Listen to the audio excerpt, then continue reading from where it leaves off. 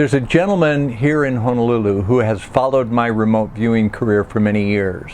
And a few months ago, he called me up and he said, "Hey, Dick, I've got a really good remote viewing target for you. Could you find a buried treasure? There's this company and they've buried $10,000 worth of like gold or something, and they want people to try and find it." And I said, "Oh, you just ruined me for the target," because he told me about it. He told me it was a buried treasure. As a remote viewer, you need to work blind, preferably double blind, so you don't even know who you're working for. You're just given a random target ID like ZW34-NH89. You can't know that it's a buried treasure. So I told him I couldn't work it, but I do know some remote viewers who could. Our Looking Glass remote viewing training classes, sponsored by CryptoViewing. The instructor is Sita Minor, and she has graduated some really good students, and I thought they could use a real-world target. So I tasked this buried treasure, and 6 of the viewers came back with some really amazing data. Here's the story of the WISE buried treasure. WISE is a Seattle-based company that sells security cameras and other electronics. Last year, the company held a treasure hunt. They buried a box with a golden WISE camera and some coins worth $10,000. Now, the company published clues, riddles to help searchers find the buried treasure. The remote viewers were not provided any clues. They were not told this involved a buried treasure. So the viewers were given no clues, no front loading. They worked the target under double-blind protocol using the target ID ZX86-CO47. Now, as the tasker, I assumed it would be buried in the Seattle area. So I targeted 4 locations in the Seattle area: the Space Needle, SeaTac Airport, Kirkland, Washington, and Fall City, Washington. And I assigned these random numbers and associated those numbers to those locations. So viewers were given those numbers and told to produce directional ideograms pointing to the target from those reference numbers, without being told what the target was. 6 viewers provided significant data relating to this target.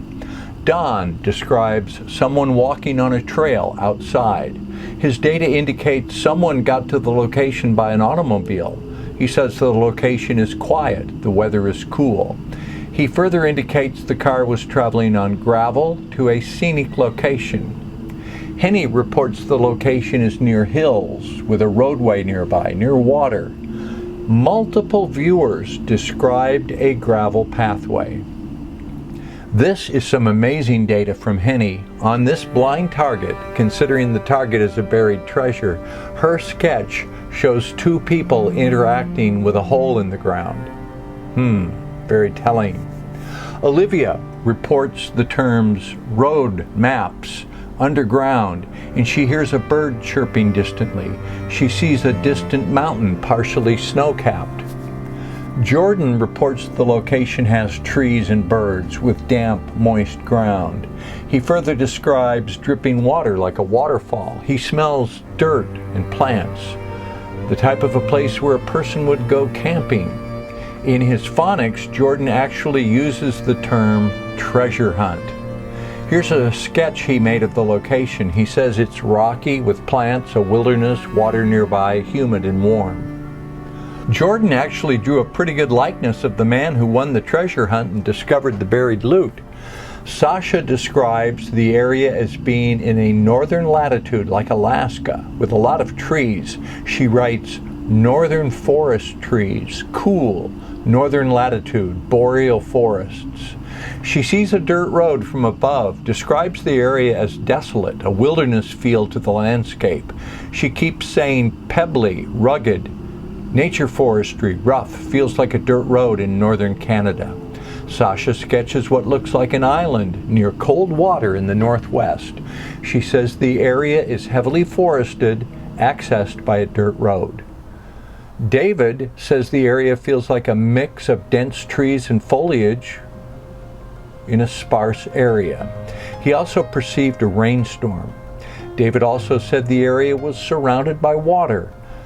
David perceived a box with golden metallic stuff inside. He says he saw gold coins. He reports the box looked medium-sized, possibly made of wood. Again, he reports the box. Seems like a box with stuff in it. I saw an emblem, metal on the outside. Feels like gold in the box. Very precise and accurate information on this buried treasure. Now, we did not go find the treasure. We used this as a real-world training project. Someone else did use the clues and eventually unearthed the treasure. This is him finding it.